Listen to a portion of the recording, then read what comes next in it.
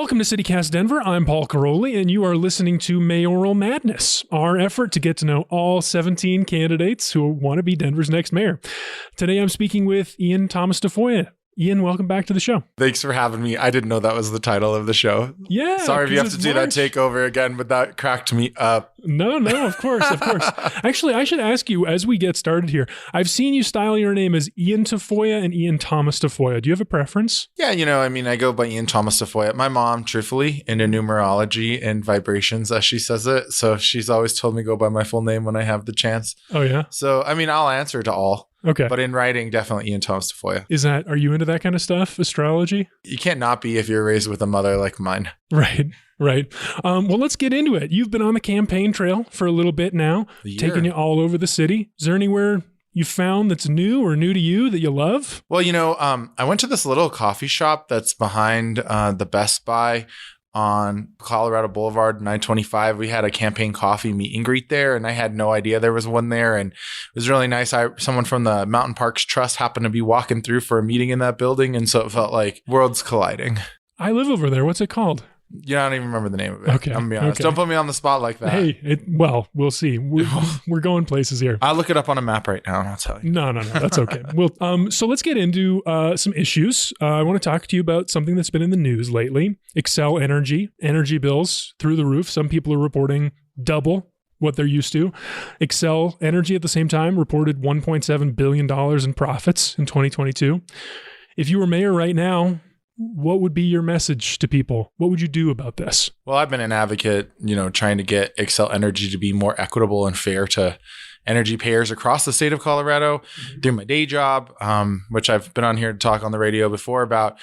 Personally, we have challenged these rate hikes that have gone through the Public Utilities Commission. I think that it is unreasonable to see that much profit being extracted to Wall Street. It's an interesting time, I think, with Xcel Energy because in the coming years, their franchise agreement is up. And so what kind of leverage the mayor's office has at that moment in time to negotiate for better prices or cleaner energy or definitely things that are high on my list.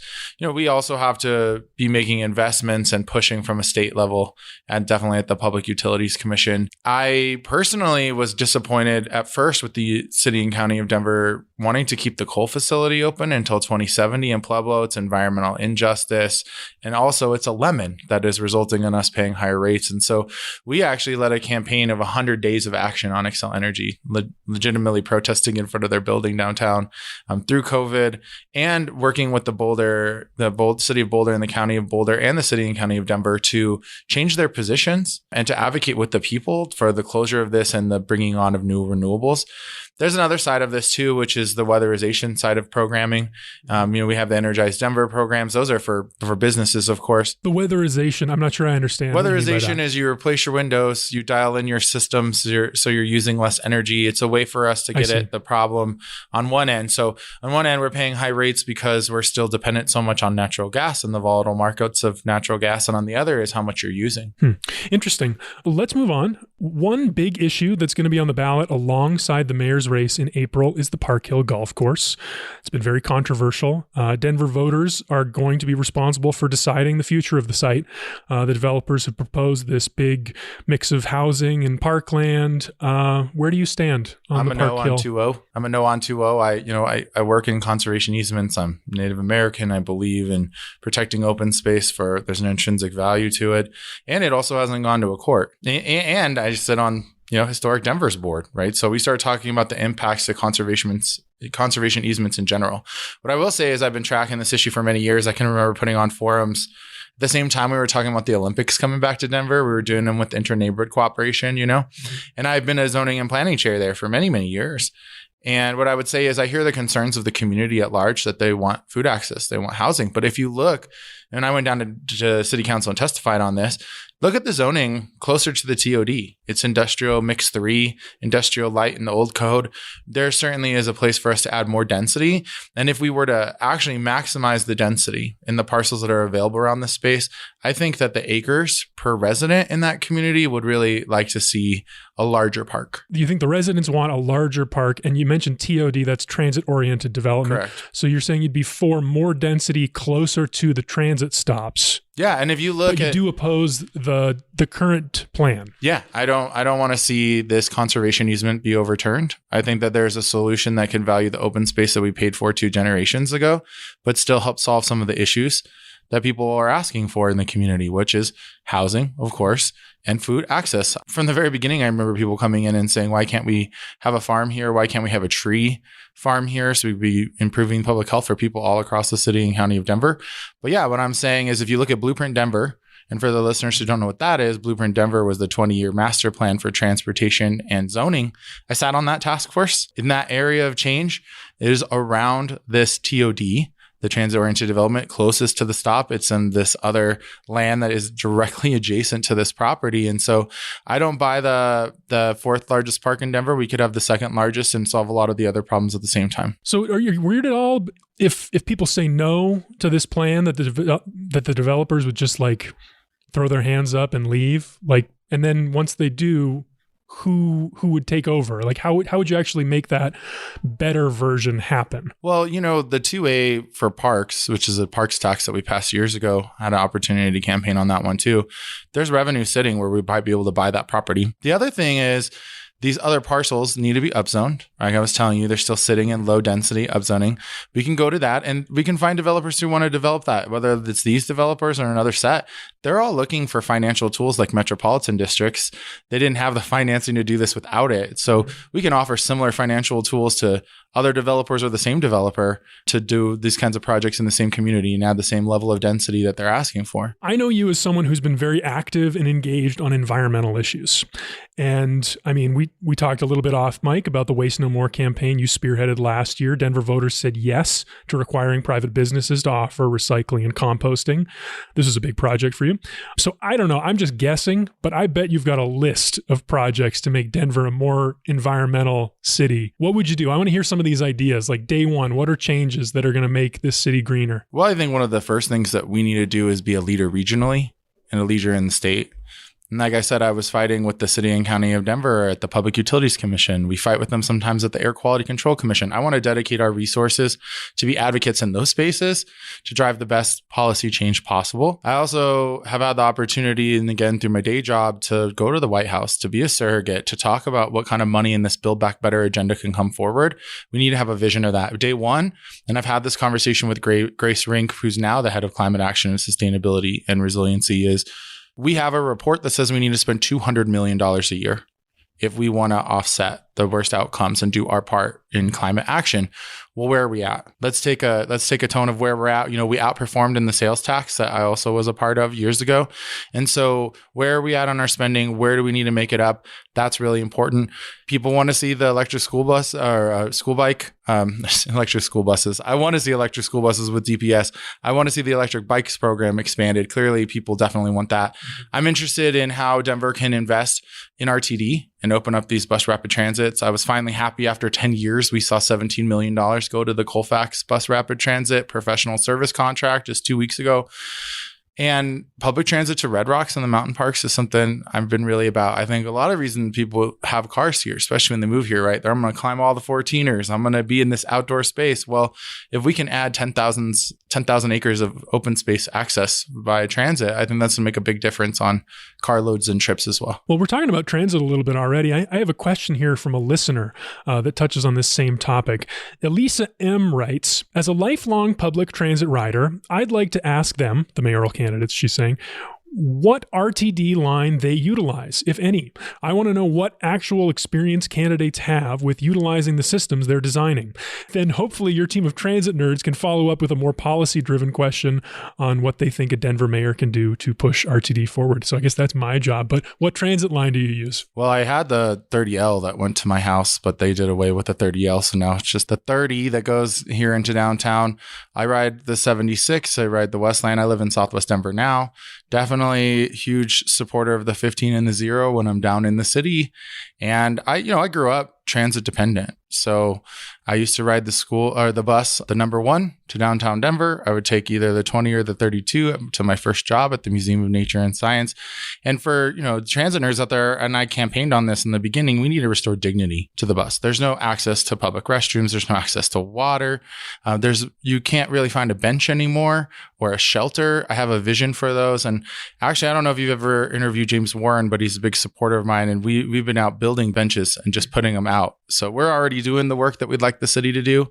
And we used reclaimed emerald ash borer and beetle kill to be able to build them as well. Huh. Interesting. I guess a policy question would be what's first? How do you fix this big transit problem we have? Because there's RTD that's maybe not necessarily under the mayor's purview. There's the state projects. The mayor can only do so much. What would you do? Well, I'll come back to what we can do to advocate at the State House again. I played a part in SB 180, which created the Fare Free Transit. We saw 22% increase in ridership in 1 month alone. I think we have to find ways to bring the fares down. And the city and county of Denver can put resources in to do that, right? We can give money to RTD to increase the amount of service, level of service that is for the riders here. I also would say, back to what I was saying, restoring dignity. We have to restore dignity. We need to build bus shelters. We need to build bus benches. I have a vision of having a bench and a shelter made of beetle kill with a little tiny green roof on it and a little solar panel and a little screen that tells you when the next bus is coming. Because I think that kind of information is incredibly important. And right away, we got to start getting public restrooms open. We have to do that. I mean, those are issues that people are talking about. And I think we need to advocate. I've been to other cities where you can get on a bus and they're for charging. You can charge your phone. I mean, those kinds of things are critically important in the day and age we live in, to be able to stay connected to information, Wi-Fi on the buses. That's what they've been able to do with busting.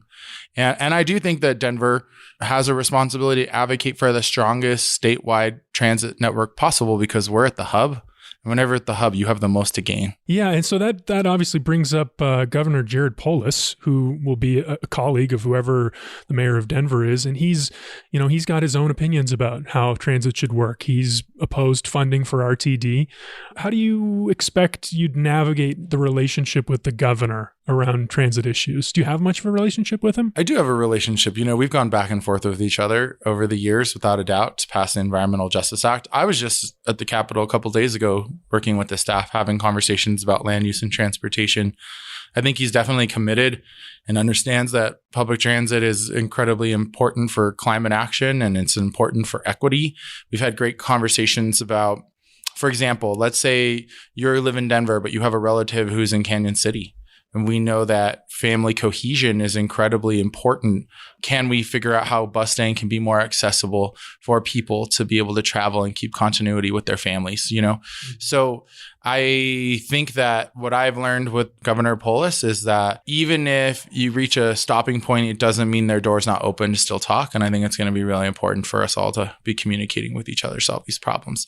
And I do think that you're going to see him supporting, and his administration supporting, more transit projects going forward. Do you think that he's interested in RTD? Because I still think he's not interested in supporting RTD. I think it's going to be the mayor's job to convince him. Well, there's a transit person over there at CDOT, transit and rail person that I work alongside with that, directly reports to the governor. I think that they're there. I mean, if he needs more convincing, couldn't find a better person who's been transit dependent their whole life, really, to talk to them about how important it is to fund this for essential workers and for climate action. Let's take a step back. Why do you want to be mayor? Fighting for the people and the planet is really an act of self-defense. A lot of my advocacy and the choices we've made, or as the science is telling us, is we're not moving fast enough on climate action. That's been the basis of a majority of the laws and legislation that I've passed, centering workers and those that are most impacted, frontline communities, as they're called, in our decisions.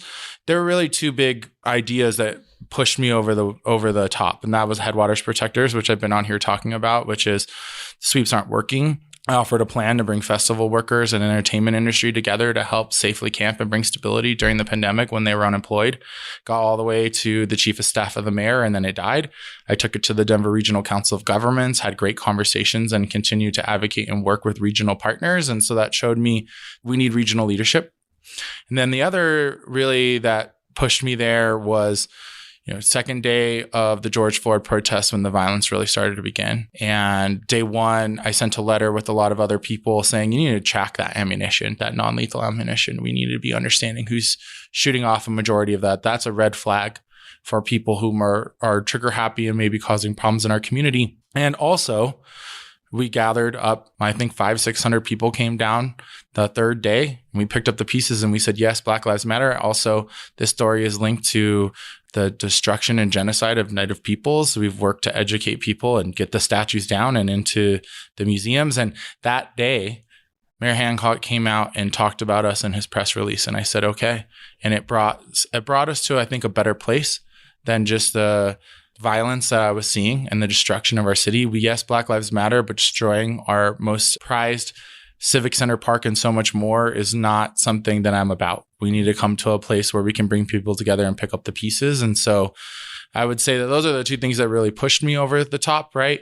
Climate action and then centering people, beating people, destroying property, not protecting the water. None of that's acceptable. It's not the city I grew up in. It's not the city I want to see.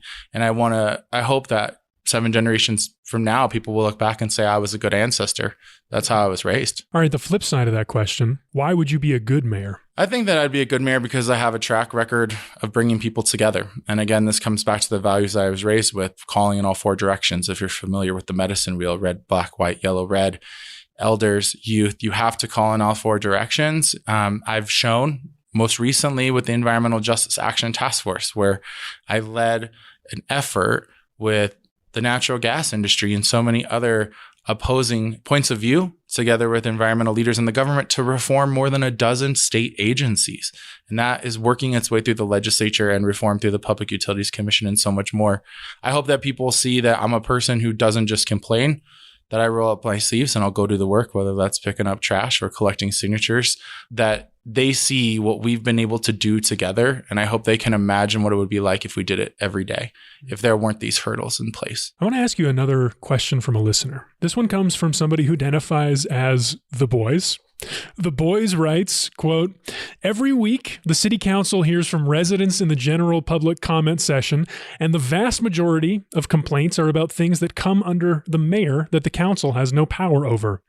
Will you commit to sending a mayoral representative to listen to them? The current mayoral staff clears the room as if in denial. I don't know if I have that same observation. Having worked in City Hall, I worked in City Council, I watched those meetings every day. We didn't have public comment in the same sort of way that they have now, where you have the 30 minutes in the beginning, but there are representatives for the staff to answer all of the bill questions for every single bill that is there. I think that they're in that space. I'm sorry that they feel that way. I do think at times you can feel really disconnected. I worked in community engagement for the mayor's office and in the city hall, and it used to be you could call Denver City Council and we always picked up the phone. That was a huge priority of my boss at the time. And I still believe in that, because you wouldn't believe it when you answer the phone and someone goes, oh my God, I got a real person here.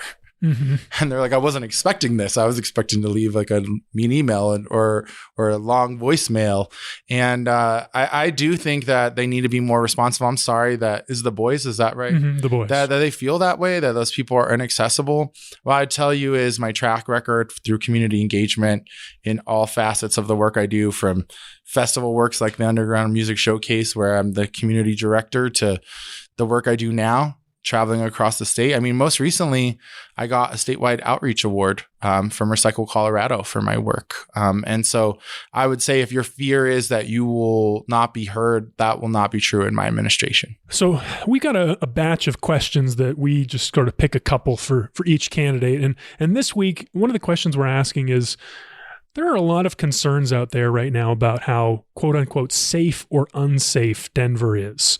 Public safety is a big conversation. A lot of people talk about crime, police. What do you think? Is Denver a safe place? And what does safety mean to you? Well, I see public health and safety together, and that's why I place them together in my platform. I think it depends on what community you live in. Some communities aren't even safe to breathe the air that they have. Some communities have to filter their water because it's not safe for them. Some communities can't even cross from one side of the street to the other for a major bus line because it's not safe by design. So I think there are some underlying conditions of infrastructure that are greatly impacting the safety of many in our communities. I do know that property crime is something that I hear a lot about when I knock on doors. And it's something that definitely the statistics would say is not going in the right direction. Whereas other kinds of crimes, maybe violent crimes and things, aren't really going in the wrong direction. And so we should celebrate what's working about that. I will say that, again, I think it comes back to what community you're living in and how safe you feel. But at the end of the day, I think that property crime is something that is can be addressed, and the Reimagining Police Force spent over a year and a half talking about this with dozens of community groups and communities working together to say, these are the kind of crimes that can be solved as we start to fix our economic troubles. So is that the answer? Just focus on the economy, or are there other changes you'd make? Well, I mean, we got to take on our polluters, right? We have to invest in upgrading our water infrastructure. We have to build better roads. But yes, I do think that investing in the economy makes a big difference. I also think investing in youth programs, when we talk about youth violence, I grew up in Denver in a time in the 1990s where they call the summer of violence, right? And the tough on crime mentality didn't necessarily result in the best outcomes for getting these youth back into our communities, right? There was a whole project called the Pendulum Project that took a look at the time about what the impacts were for those youth that were charged as adults and what happened to them in jail. A lot of them ended up coming out really more traumatized, being put in there as a youth. But at that time, there were investments that were made in the libraries, the rec centers, the museums. I think the investments in the My Denver card is probably the greatest achievement of Mayor Hancock's administration. And I think we need to continue to expand what the Office of Children's Affairs is doing in social equity and innovation, what we can do to shore up this inequity, because I do think at the source of it, the root cause of so much of this crime is inequity. And I think there are a lot of people who work in harm reduction and who work in these communities who would agree so. And I would really welcome people to go take a look at the 112 recommendations that were put forth in the Reimagining Police Task Force. Well, you invoked the harm reduction community. I know one issue that's really important to them is the safe injection site. Do you support Yes. safe injection site? Yes. And I think it's time for the state to move on it so that we can allow it. I mean, I'm a firm believer in what the Harm Reduction Action Center says, which is we have to keep people alive if we hope to get them in treatment. And because I work directly with them with my work with Headwaters Protectors on a regular basis, I'm a firm believer in what harm reduction can do. And I think if people can have a choice to go to a place and know they can stay alive and start to be talked to, right? Mm-hmm. And offered services. It's a lot better than somebody smoking on an RTD line or being found shooting up in a King Soopers bathroom. All right, here's another one we're asking different candidates. Kind of a fun one. Being mayor comes with special privileges. I'm sure you could call up pretty much anyone in the city and get to know them over lunch. Is there a local celebrity you would most want to break bread with and get to know? How about you? Me? Yeah.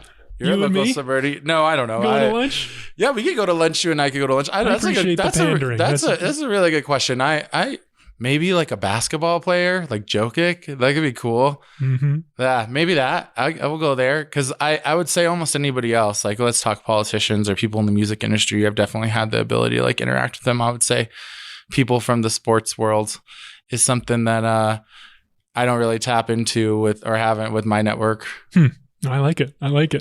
Okay, the last question. This might be the whole reason why we're doing this project, to try to interview every candidate. Because when our host Bree Davies and I were talking about this, we were saying, like, what we really want to hear is a vision for the future. What does the future of Denver look like 5 years, 10 years? And we want to hear candidates lay out their vision. So that's the question. What does the future of Denver look like if you're mayor? Well, I really appreciate that. I got asked this question just yesterday at the PBS 12 as well, of like, what would I like my legacy to be? I would really love it that we began taking meaningful climate action in the last decade we possibly could. I'd like it to be the mayor that got you public transit to Red Rock so you can go and enjoy your concert. I'd love it to be the mayor that opened up public restrooms in our parks and in our community. So the first time in a long time, a mother or a person riding a bus didn't have to wonder where they were going to go next because they have a need like anybody else. I would love for the brown cloud to legitimately go away. I'd love for us to truly build back better and leverage as much of the billions of dollars that are available to the city and county of Denver now. I'd like our streets to be cleaner with better trash infrastructure available to all.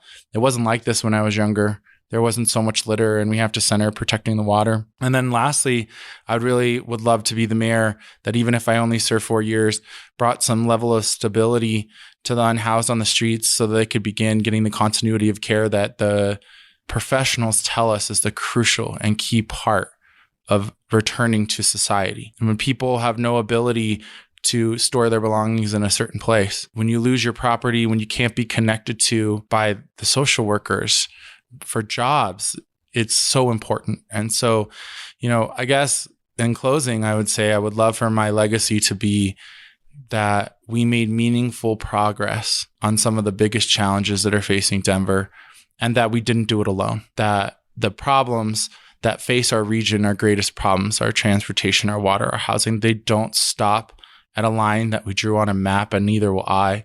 I will go to the Denver Regional Council of Governments. I want to hold that seat on behalf of the city. I want to be at the table with 47 other leaders saying we can do this.